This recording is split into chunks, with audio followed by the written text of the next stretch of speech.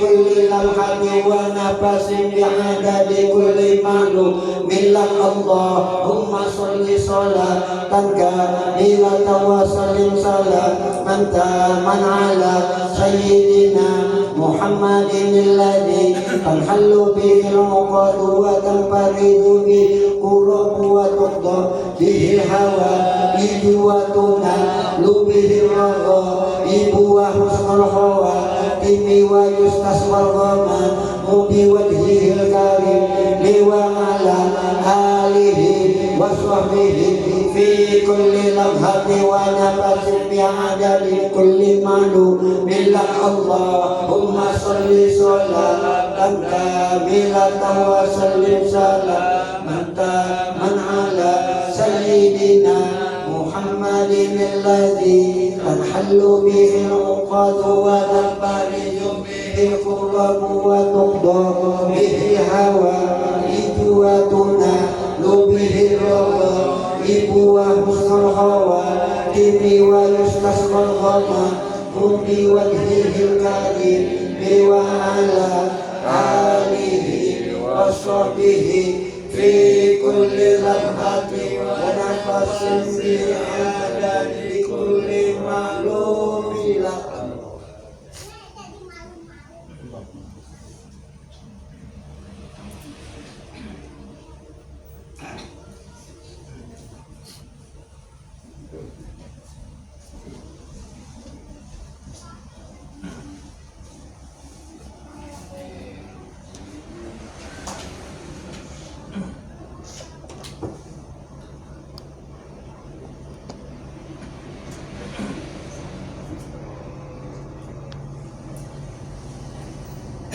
Bismillahirrahmanirrahim. Assalamualaikum warahmatullahi wabarakatuh.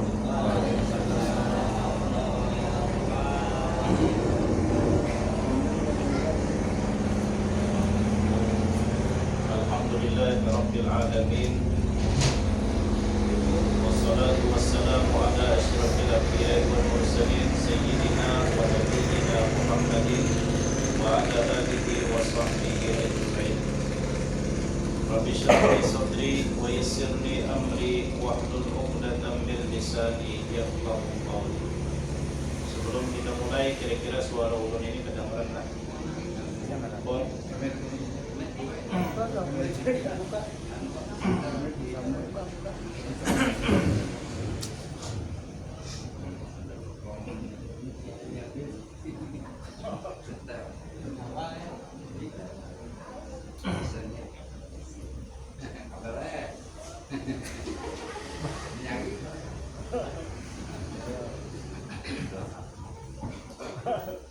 Alhamdulillah, kita ucapkan syukur kepada Allah Subhanahu wa taala. Salawat beserta salam mudah-mudahan selalu tercurahkan kepada junjungan kita Rasulullah sallallahu alaihi wasallam beserta keluarga, sahabat, kerabat dan seluruh umat beliau sampai hari kiamat. Wa an Anas radhiyallahu anhu qala, dari Sayyidina Anas bin Malik radhiyallahu anhu, semoga Allah meridai beliau. Sayyidina Anas bin Malik ini adalah salah seorang sahabat Nabi, sahabat yang sekaligus menjadi pelayannya Rasulullah sallallahu alaihi wasallam. Di umur kurang lebih 6-8 tahun, ibunya Sayyidina Anas bin Malik menemui Rasulullah sallallahu alaihi wasallam. Pada saat itu beliau membawa Sayyidina Anas. Ya Rasulullah, wahai Rasulullah, hada Unais, wahai Rasulullah, ini anak ulun namanya Anas, abahnya Malik. Ulun serahkan kepadamu wahai Rasulullah, ulun serahkan untuk melayani kehidupan pian. Nah, maka kata ulama, di antara kebiasaan orang-orang dahulu, mereka selalu membawa anak-anaknya untuk berkunjung ziarah ke rumah. Kalau zaman dahulu ada para nabi, kalau zaman kita ini ada pewaris para nabi. Maka di antara kebiasaan baik bahwa kekanakan itu kalau dari halus sebisa mungkin biasakan untuk dibawa beelang ke rumah pewaris para nabi, yaitu para ulama.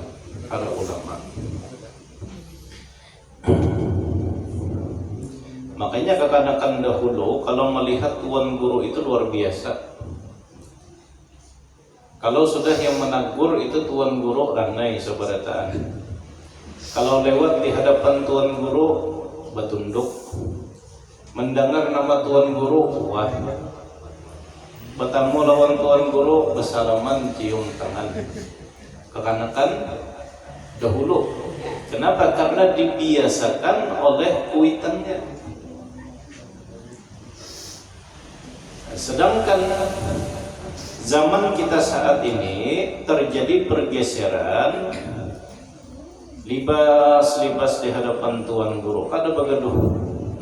Sidin lagi sembahyang tak kipai tasbih sidin.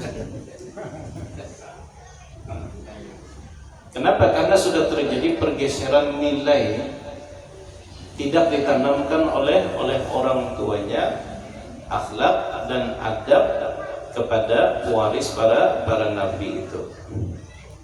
Dan Sayyidina Anas bin Malik ini di antara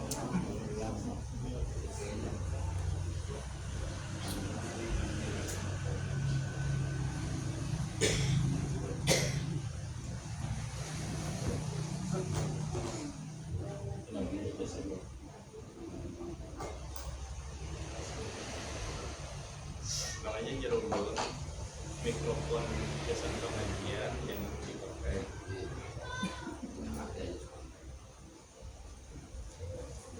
sudah khusus.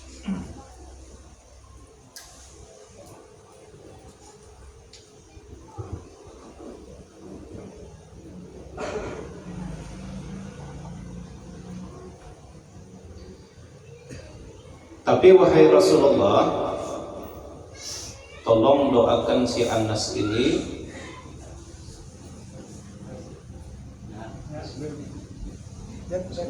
kosong bibir.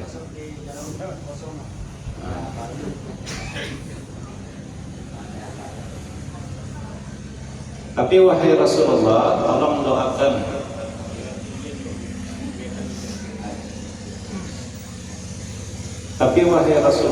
tolong doakan si Anas ini.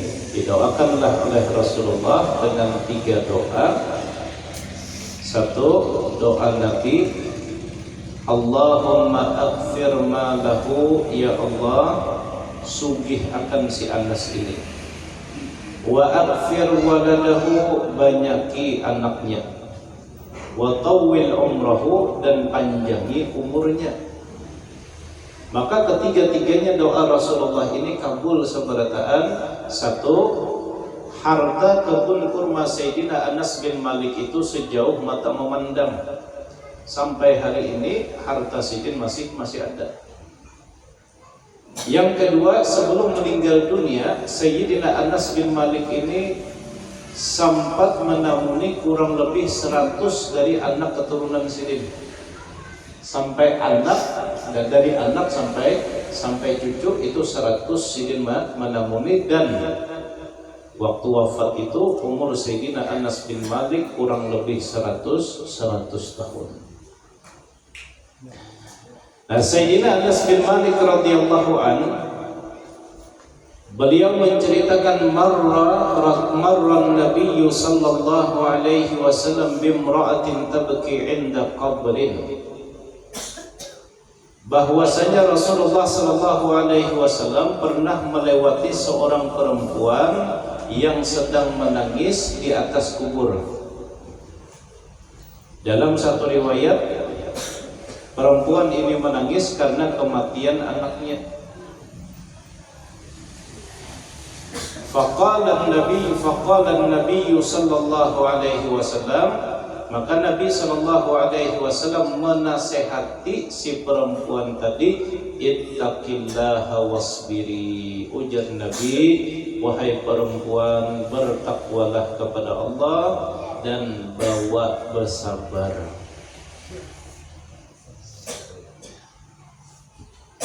Inilah yang menjadi dalil kenapa perempuan itu apabila ada keluarganya yang meninggal dunia atau suaminya meninggal dunia, maka perempuan tidak boleh ikut mengusung jenazah.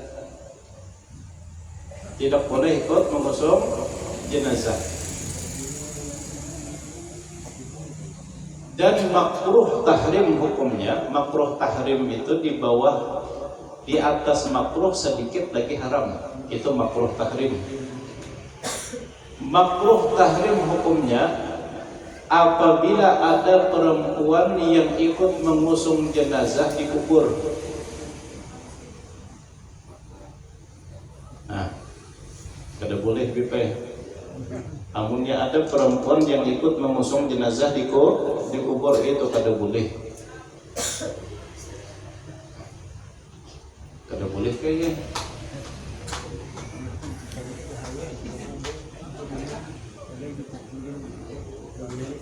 Kada boleh.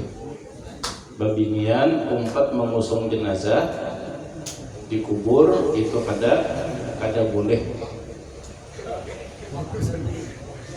Haram hukumnya. Kematian orang.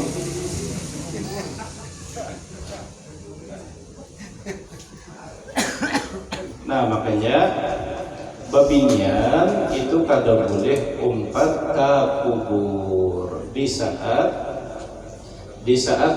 menanam atau di saat menguburkan si mayat atau almarhum itu. Kenapa? Karena perempuan ini perasaannya sensitif. Perempuan ini kada tahu melihat sesuatu yang pina sedih, melihat sesuatu yang ini lalu dia menangis. Maka di dalam hadis Rasulullah sallallahu alaihi wasallam,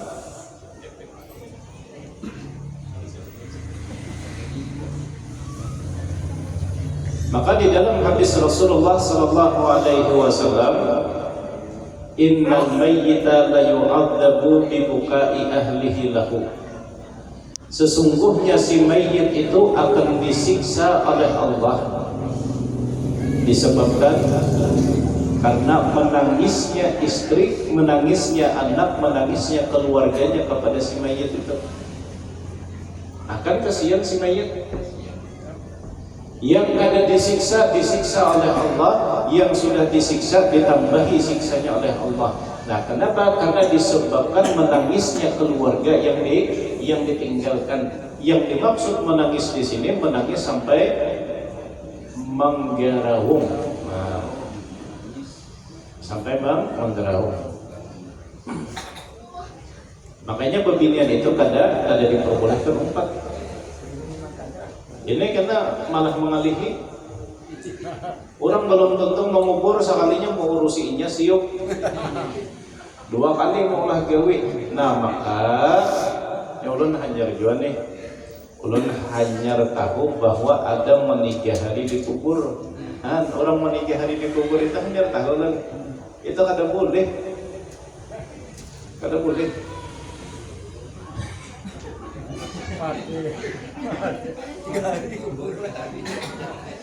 Orang menikah hari kada boleh dikubur.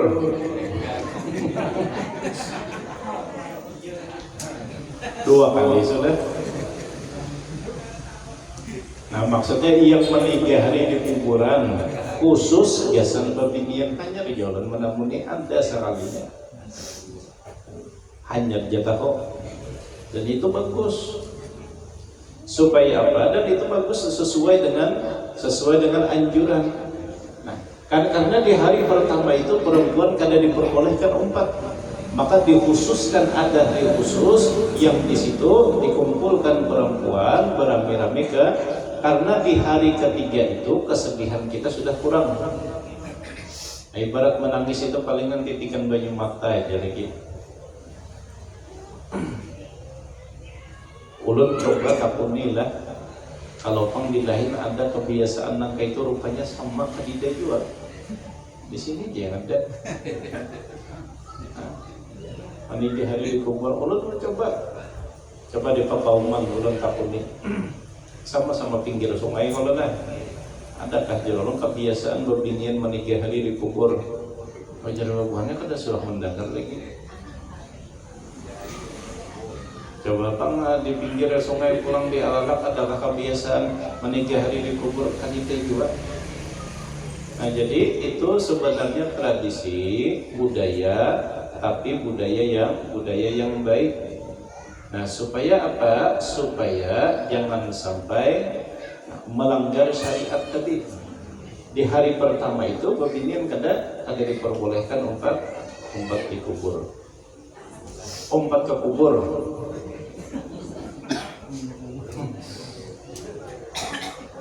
Lalu dinasihati oleh Rasulullah, ujar Nabi, wahai perempuan, ittaqillah, bertakwalah kepada Allah, wasbiri, dan bersabarlah. Nabi menyuruh bersabarlah. Faqala, mendengar nasihat dari Rasulullah tadi, lalu si perempuan itu berkata kepada Nabi, ilaika anni, berjauh, jangan berparak, beraranaiha. Bahasa kitanya beraranaiha, berjauh.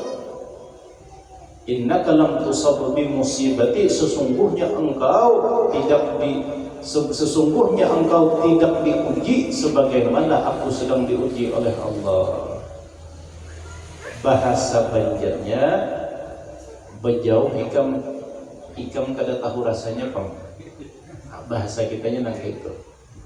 Ikam kada merasa pang ujar si bubinian itu ke Rasulullah. Ayo Rasulullah diusirnya.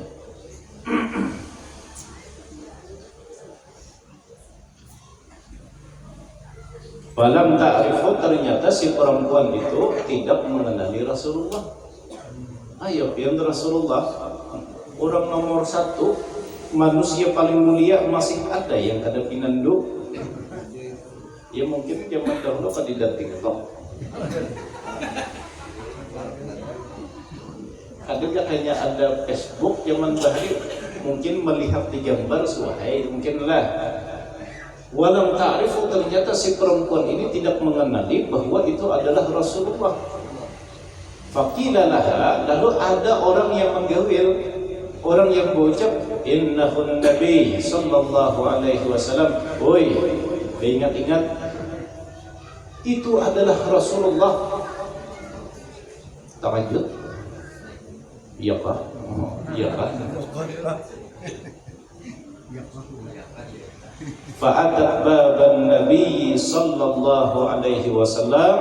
Setelah si perempuan itu tahu bahwa laki-laki yang menasihatinya, laki-laki yang diusirnya, laki-laki yang dikasarinya tadi adalah Rasulullah sallallahu alaihi wasallam,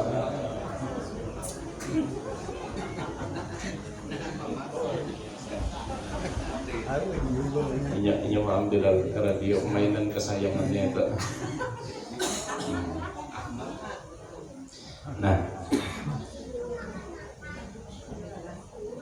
fa'atat baban Nabi sallallahu alaihi wasallam, karena ia merasa sudah mengasari Rasulullah, sudah mengusir Rasulullah, dengan rasa bersalahnya datang menemui Rasulullah sallallahu alaihi wasallam, datang ke pintu rumah Nabi kita Muhammad sallallahu alaihi wasallam. Falam tajid indahu bawabin, namun si perempuan itu tidak menemui di pintu Rasulullah ada yang tukang jaga. Ternyata tidak siapa-siapa. Qalat, kemudian perempuan tadi berkata, lam a'rifka wahai Rasulullah. Nah, karena di muka rumah Nabi, kadida yang tukang jaga, langsunglah si perempuan itu menemui Rasulullah di dalam rumah. Lam a'rifka wahai Rasulullah, ulun minta maaf, ulun kada pinandu lawan pian. Ulun tadi sudah mengasari pian, ulun tadi sudah mengusir pian, ulun minta maaf, ulun kada pinandu. Faqala, dijawab oleh Rasulullah, innamas sabru 'inda sadamatil ula. Kesabaran itu, ingat kata Rasulullah, kesabaran itu diuji oleh Allah di saat pukulan pertama. Kesabaran kita itu diuji oleh Allah di saat awal peristiwa itu terjadi. Kesabaran kita diuji oleh Allah di saat pertama kali mata kita melihat kejadian itu. Disitulah letak ujian yang sebujur-bujurnya. Kalau sudah sebulan, aku sabar aja. Sebulan sudah. Kalau sudah 2 bulan lalu kau berucap aku sabar, itu lain sabar namanya. Apalagi imbah sudah ketahura berjalanan ninya. Seminggu imbah kematian laki, berjalanan kemana pulang? Ke Ancol. Imbah seminggu kematian laki, berjalanan ke sana kemari, lalu inya berucap aku sabar, itu lain sabar namanya. Sabar itu adalah di saat pertama kali kita mendengar, melihat ujian itu ada di depan mata kita. Hadirin yang dimuliakan Allah Subhanahu wa taala, banyak pelajaran yang dapat kita ambil dari peristiwa yang dialami oleh Rasulullah sallallahu alaihi wasallam dan peristiwa yang dialami oleh perempuan yang telah berkata kasar kepada Nabi kita Muhammad sallallahu alaihi wasallam.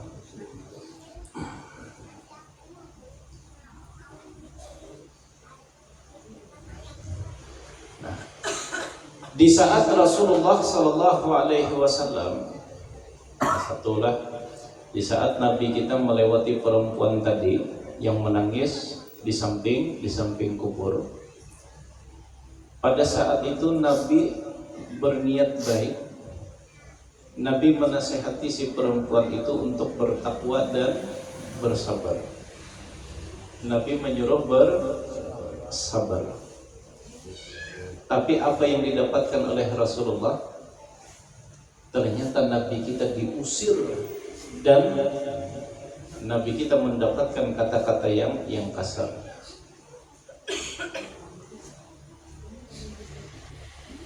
Seakan-akan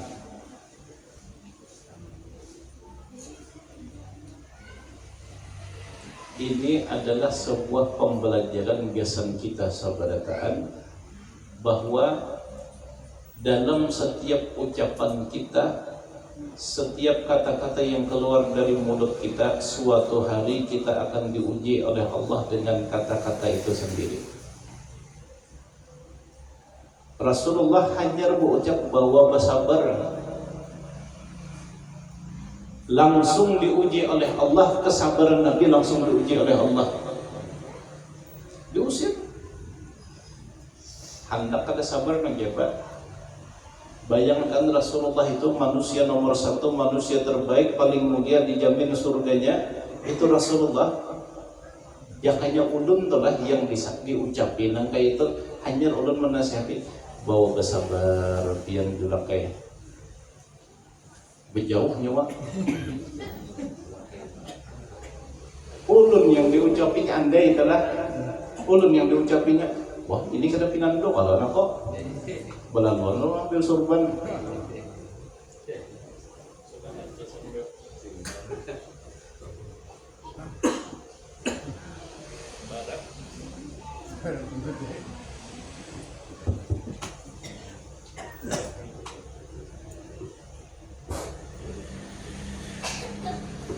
Ya kayaknya tuh lah, udun yang diucapi orang nang kayak itu. Ikam kada pinando kah lawan aku. Lalu pacul surban ulun na. Mungkin inya kada pinando karena ulun kada bersurban. Ulun didet surban. 2 lapis. Ya Pak pinando kah sudah. ulun badaduan hendak menunjukkan siapa diri ulun.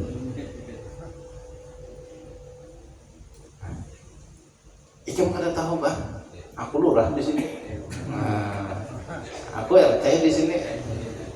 Mau nih kada aku tanda tangan nih lagi. Karena watak sifat manusia itu terkadang ingin dilihat status sosialnya itu. Rasulullah ada. Nabi niat baik, ujar Nabi bersabar. Nabi memadahi orang bersabar. Ternyata pada saat itu juga kesabaran Nabi langsung diuji oleh Allah. Tahan kada, menampayakan kada, siapa diri sidin. Ternyata kada Rasulullah. Kalau pang ikam kada pinanduka, aku ini Rasulullah kada. Nah, dalam kehidupan kita, pacul dulu sorbannya. Dalam kehidupan kita, suatu saat kita ini pasti akan diuji oleh Allah dengan ucapan yang pernah kita ucapkan sendiri, dan itu hati-hati. Hanyar, pernah nih kejadian hanyar pengajian mengisahkan tentang keistimewaan bersedekah, kemuliaan orang yang dermawan, kedudukan orang yang pemurah di sisi Allah. Boleh dari pengajian sampai ke rumah, kada sampai 2 jam datang orang mengetok lawang. Datang mengetok lawang, nah sambil memusut lintuhut. Paham baik kalau nah? Maksudnya memusut lintuhut itu ya tak ada 200 kawakah. Nah itu tuh. Kada sampai 2 jam datang ke rumah.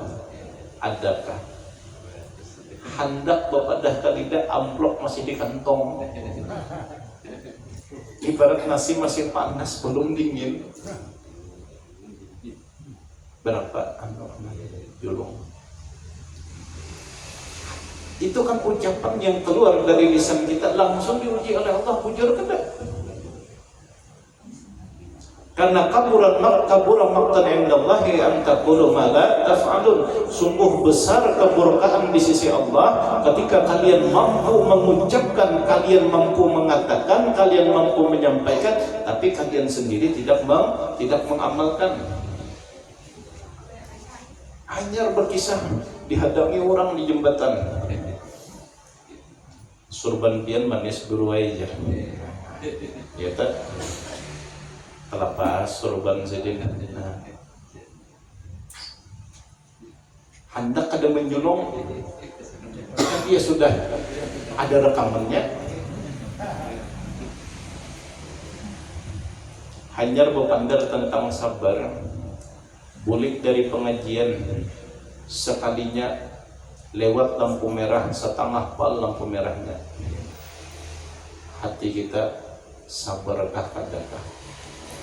Terkadang tanpa kita sadari, kita ini sedang diuji oleh Allah dengan ucapan yang pernah keluar dari lisan kita.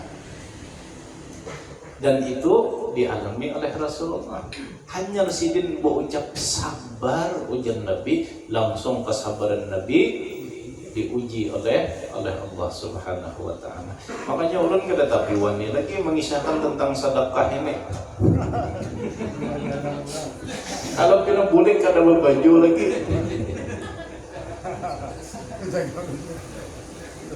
Mengisahkan tentang sabar, ya baharit-harit sedikit. Kalau pina pas boleh kesabaran ulang diuji. Nah, jadi berpilih-pilih, ini apa yang hendak disampaikan di pengajian, berpilih-pilih. Kalau pina kada sanggup menyandang apa yang kita ucapkan ternyata kada sesuai dengan kenyataan. Maka ujar Allah, kabura maqtan indallah, sangat besar kemurkaan di sisi Allah. Banyak orang yang kau berucap sabar, melihat tetangga kematian bini, bawa bersabar, yang bawa bersabar aja. Sekalinya pas orang lain kematian gini, kada kehilangan ayam 2 ekor, manggerahong menangis.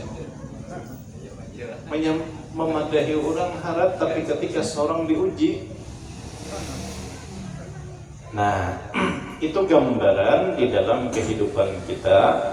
Maka hati-hati, berjaga-jaga apa yang kita ucapkan, siap-siap bahwa nanti suatu saat bisa itu akan menjadi ujian terberat di dalam kehidupan kita. Sama misalnya kayak penghulu gawiannya menasehati pernikahan, menasehati orang yang hendak kawin, kayak apa rumah tangga yang sakinah, mawaddah, warahmah, waramlah, nampak. Kayak apa supaya anak menjadi orang soleh dan solehah, kayak apa rumah tangga itu tentram sampai menuntung. Tapi sekalinya penghulunya 3 kali cerai, 3 kali berbini, 3 kali cerai. Saban kali orang hendak kawin dinasehati sidin, saban kali orang hendak kawin nang kayak gini supaya rumah tangga sakinah mawaddah warahmah. Sakalinya si penghulunya bincur pas begawi rupanya imbah bahantam lawan bini. Nah, itu kan terkadang kita diuji oleh Allah dengan ucapan kita sendiri, dan itu yang paling berat. Nah, tapi Rasulullah sabar. Nabi kadang menunjukkan jati diri beliau, tapi dengan sendirinya si perempuan itu merasa bersalah setelah mengetahui bahwa orang yang diusirnya itu adalah Rasulullah, orang yang dikasarinya itu adalah Nabiullah Muhammad SAW. Lalu datanglah si perempuan itu ke rumah Rasulullah SAW. Falam tajid indahu bawwabin. Yang uniknya itu, ketika si perempuan itu, kata Sayyidina Anas bin Malik, mendatangi rumah Rasulullah, di pintu rumah Rasulullah itu tidak ada penjaga. Beliau ingin menggambarkan kepada kita bagaimana sederhananya kehidupan Rasulullah SAW. Ayo. Nabi kita itu orang nomor 1. Rasulullah itu penutup para nabi dan rasul. Rasulullah itu manusia yang dijamin dunia sampai akhiratnya. Rasulullah itu adalah manusia pilihan Allah. Sebagai pemimpin Rasulullah panglima perang tertinggi, sebagai kepala negara Rasulullah menguasai sepertiga dunia pada saat itu di bawah kekuasaan Rasulullah. Tapi rumah Nabi yang tukang jaga yang kedida ada bersapam ya. Ayah bayangkan saking sederhananya Rasulullah. Andai Nabi hendak meminta kepada sahabat, tolong jaga rumahku, berdua bareng jagakan. Ada. Nabi kada manja. Ini hanya jadi camat. Minta pengawal bertiga. Hanya jadi anggota DPR. Minta siapkan anggaran menyewa rumah 3 juta sehari. 3 juta sehari gasan menyewa rumah. Ulun hendak bertakun gagawayan kemudian lah hendak bertakun. Di sini rumah yang paling gandal rumah siapa? Rumah siapa? Saman lah. Man, hapunlah menyewakan rumah 3 juta sehari. Rumah 3 tingkat pakai ampun saman ini jadi 3 juta sehari hapun benerinya.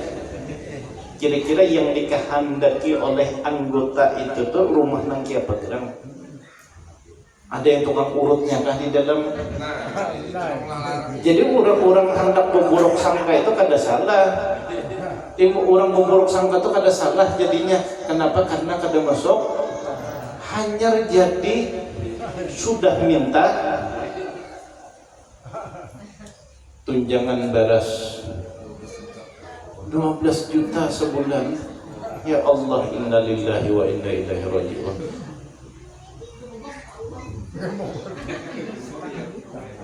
Itu sekali memasak sebelek sebab Sekali menakuk beres itu bisa sepiring. Itu sekali tagok, berarti sepiring pulang. Sekali makan 4 ikung ayamnya 12 juta. Hanya jadi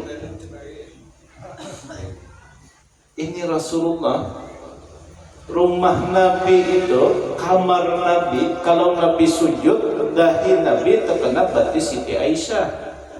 Halus benar. Halus.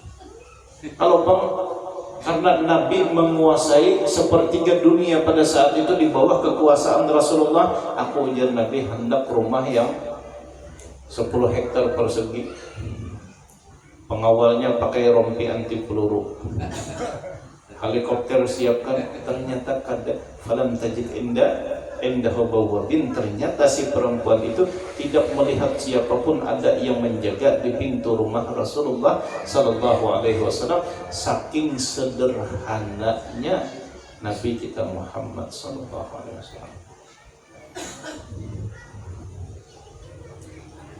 Bahkan kan pernah, rasanya dulu pernah ulun kisahkan, suatu hari Sayyidina Umar ibn al-Khattab pernah datang ke rumah Rasulullah yang pada saat itu Nabi sedang berbaring di atas tikar yang terbuat dari jerami-jerami itu. Kalau di wadah kita namanya tikar purun lah. Nabi berapa? Ayat orang nomor 1 berapa di tikar purun? Datanglah Sayyidina Umar ibn al-Khattab. Melihat Sayyidina Umar datang, Rasulullah langsung berbangun. Karena pada saat itu Nabi lagi kada berbaju. Nabi itu paling supan kalau ada anggota tubuh Nabi itu yang kelihatan orang. Langsung Nabi berbangun. Di saat Nabi berbangun menangis Sayyidina Umar. Kenapa? Karena di belakang Rasulullah ada bekas tikar purun tadi, berikitan habang bebalar. Menangis. Sayyidina Umar menangis. Ditanya oleh Rasulullah, "Mayyubki ka ya Ibn al-Khattab?" Wahai Umar, apa yang membuat engkau menangis? Dijawab oleh Sayyidina Umar, "Malila abki ya Rasulullah." Bagaimana mungkin aku tidak menangis wahai Rasulullah, sedangkan aku teringat bagaimana Raja Kisra. Aku teringat Raja Kaisar wahai Rasulullah. Mereka hidup bergelimang dengan harta, penuh dengan kenikmatan. Sedangkan engkau adalah Rasulullah, namun hidup penuh dengan kesederhanaan. Dan hidup bahkan pernah kekurangan 3 bulan rumah Nabi tidak pernah menyala api. Artinya kedai yang dimasak. Malilah abki ya Rasulullah, bagaimana mungkin ulun tidak menangis wahai Rasulullah? Nabi itu andai Nabi hendak lambat berucap dengan sahabat Sayyidina Abu Bakar, Sayyidina Utsman, Abdurrahman bin Auf, Anas bin Malik lambat berucap, tapi Nabi kada manja. Mantang-mantang jadi pemimpin, tunjangan ini tolong tambahiakan. Gasan anak dan bini-bini, gasan bini dan anak-anak, tolong tambahiakan tunjangan keluarga. Kata Rasulullah kada manja. Andai Nabi berucap dengan sahabat lambat berucap. Dan itu dicontoh oleh putri kesayangan beliau Siti Fatimah. Sama kalau pang Siti Fatimah ini karena anak pejabat lah, Siti Fatimah ini karena anak pemimpin lalu hendak dimanja, baju yang bermerek, sepatu yang bermerek, kendaraan Robicon misalnya, kada juga. Siti Fatimah itu sampai lingsak tangan sidin, sampai kasar Siti Fatimah itu. Karena gawian sidin seharian ma'adon roti, yang tukang jual Sayyidina Ali suami beliau seharian menjual ke pasar. Melihat tangan Siti Fatimah kasar, tangan Siti Fatimah terkelupas, lalu ujar Sayyidina Ali, "Wahai istriku, coba pang datang kepada Rasulullah, Itu kuitan pian Rasulullah coba pang datang kepada Rasulullah minta kalau pang Nabi ada diisi pembantu supaya kau meringankan beban gawian kita di rumah. Kadang menghilangkan beban, kadang mengurangi beban kita di rumah. Datanglah Siti Fatimah dengan setengah hati menemui Rasulullah sallallahu alaihi wasallam. Sampai di rumah Rasulullah, wahai ayahanda, kau ulun minta bantuan. Apa ujar Nabi? Kalau pangtian ada diisi pembantu yang kau menggani gawian ulun di rumah. Ujar Nabi, kadidak. Andai Nabi ucap, wahai sahabatku, julungi akan dijulungi sahabat. Kadidak, ujar Nabi. Tapi Abah memberikan sesuatu yang lebih besar nilainya daripada pembantu, yaitu amalan subhanallah 33, alhamdulillah 33, Allahu Akbar 34, baca sebelum guring. Bolehlah Siti Fatimah diharapkan oleh Sayyidina Ali bin Abi Thalib, si istri ketika pulang membawa pembantu ternyata membawa amalan wara. Ayah anak pejabat, bahasa kitanya hendak minta tunjangan keluarga kepada Rasulullah sallallahu alaihi wasallam. Diamalkan oleh Siti Fatimah subhanallah 33, alhamdulillah 33, Allahu Akbar 34 sebelum guring. Gawiannya kada berkurang, gawiannya tetap, tapi bebannya menjadi ringan. Itu amalan yang hendak kuring kepada subhanallah, alhamdulillah, alhamdulillah, Allah Akbar, Allah Akbar.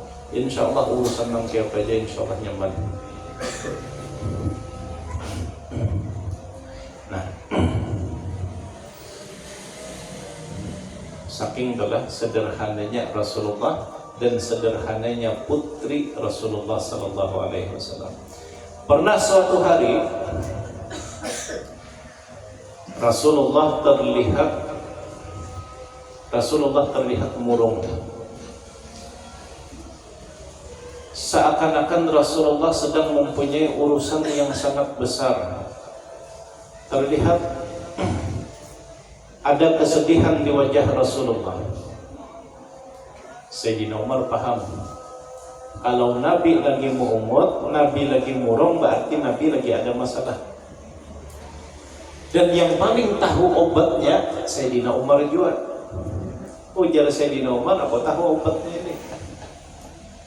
Kalau Rasulullah sedang sedih, apabila Rasulullah sedang ada masalah besar, obatnya satu aja, ujar Sayyidina Umar, bawa putri beliau, datangkan Siti Fatimah ke hadapan Rasulullah. Itu aja obatnya. Karena setiap kali Rasulullah melihat wajah putri kesayangan beliau, seakan-akan kesedihan Rasulullah itu menjadi hilang, urusan Rasulullah menjadi itu. Kalau melihat wajahnya Siti Fatimah, datanglah Sayyidina Umar ke rumah Siti Fatimah. Kita top lawang, dibuka lawang, ada apa wahai paman? Ujar Sayyidina Umar, itu Rasulullah sedang sedih, kayaknya Rasulullah lagi banyak masalah. Coba pang datangi akan Rasulullah. Abunya nangka itu, ujar Siti Fatimah, hadangi dahulu ulun berganti baju masuk ke dalam. Masuklah Siti Fatimah ke dalam rumah, berganti baju. Pas sudah tuntung berganti baju, keluar menghadap Sayyidina Umar, mandang Sayyidina Umar.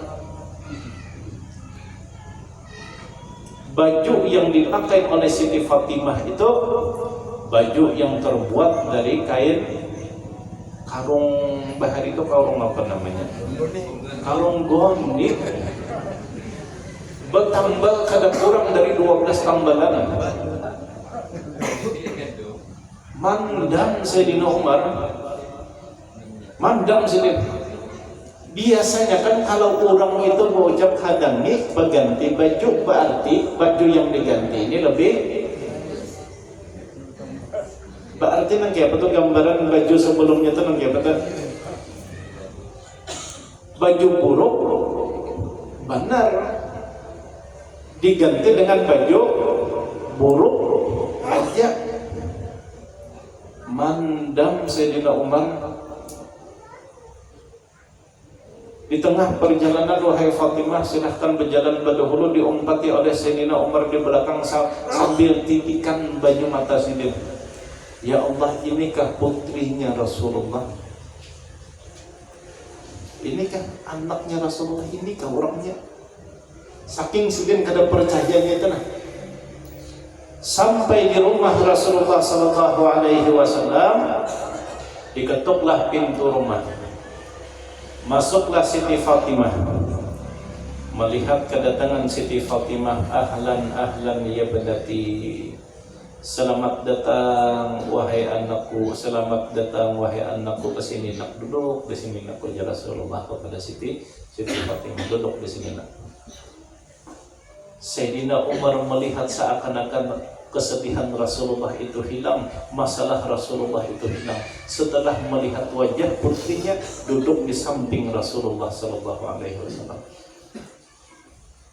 Cuman kesedihan Rasulullah hilang ketika Nabi lihat mata Sayyidina Umar habang. Nah, jadi Sayyidina Umar menangis sih, kemudian Sayyidina Umar ini bujur, muha Sayyidina itu ya awak Sidin security, tapi hatinya hebat. Sidin penangisan,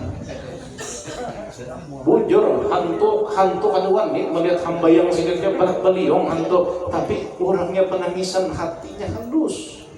Itu Sayyidina Umar melihat mata Sayyidina Umar menangis, habang lagi menangis ujar Rasulullah, tapi Nabi tahu Umar ini pasti menangis, merasa sedih karena melihat keadaan putriku ini, ya Nabi. Lalu Nabi berucap kepada Sayyidina Umar, ujar Nabi, wahai Umar, jangan bingung, kada usah heran. Sambil menapak pundak Siti Fatimah, ini bang anakku, ya Nabi. Dengan bangganya Nabi berucap, ini bang anakku, ya Nabi. Kada beda lawan kuitan, kada beda. Ini anakku, ujar Rasulullah. Rasulullah hidup sederhana. Sayyidina Umar, Siti Fatimah, kada beda. Rasulullah jadi pemimpin orang paling mulia. Nabi kada manja, Siti Fatimah kada manja.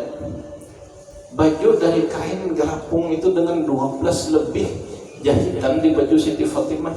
Menangis Sayyidina Umar, wahai Rasulullah, ini anak pian kah ini? Dengan bangganya Rasulullah menapak pundak Siti Fatimah, kada usah bingung, kada usah heran, wahai Umar, ini adalah putri kesayanganku Fatimah. Makanya manusia yang paling mirip dengan Rasulullah, manusia yang paling mirip akhlak dan kelakuan kehidupannya dengan Rasulullah, itu adalah Siti Fatimah. Dan satu-satunya keturunan Nabi yang langsung diucapi oleh Nabi, keturunanku dari Siti Fatimah. Padahal anak Nabi ada Sayyidah Zainab, anak Rasulullah ada Siti Ruqayyah. Tapi ujar Nabi, anakku, keturunanku, nasabku dari Siti Fatimah.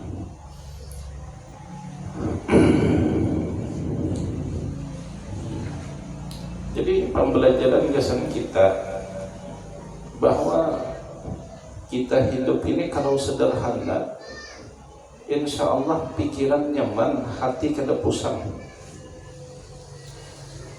Walaupun kita berduit tetap hidup sederhana. Terkadang kenapa pikiran kita pindah pusing, hati kita pindah kusut? Ya karena memang kita membebankan ke dalam hidup kita dengan beban yang di luar batas kemampuan diri kita. Kita ini kalau ibarat cukup hidup cukup. Kalau untuk kebutuhan hidup cukup, buktinya cukup, kita masih hidup. Kalau kita masih hidup cukup, kebalikannya.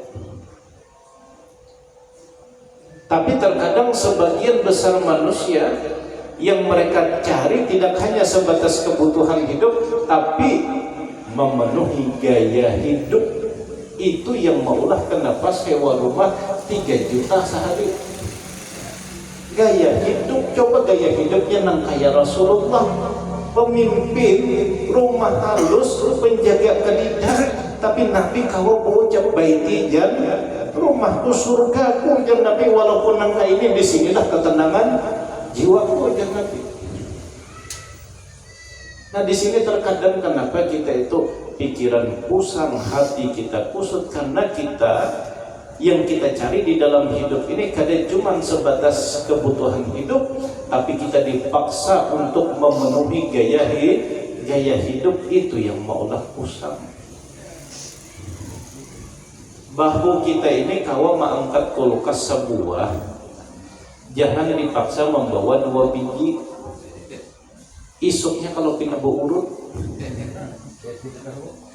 kalau kemampuan kita di situ dan itu cukup, jangan dibebankan kepada diri kita untuk melebihi batas dan kapasitasnya.